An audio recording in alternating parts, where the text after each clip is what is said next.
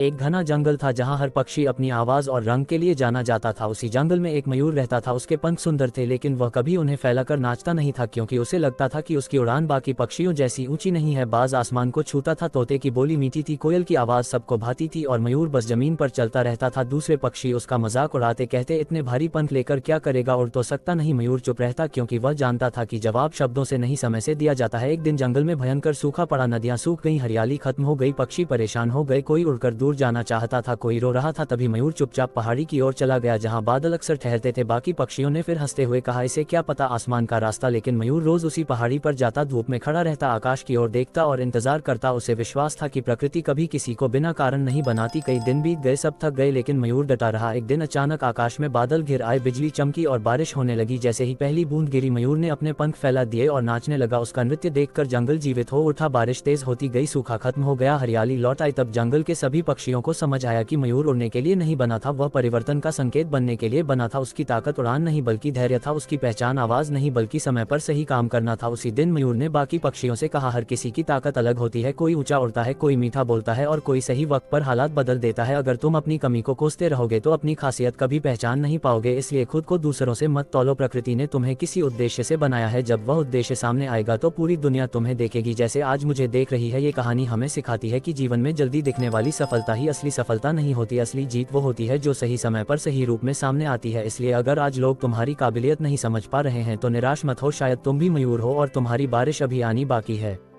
दोस्तों, आपको ये कहानी कैसी लगी कमेंट करके जरूर बताएं। मिलते हैं ऐसी ही और वीडियोस के साथ।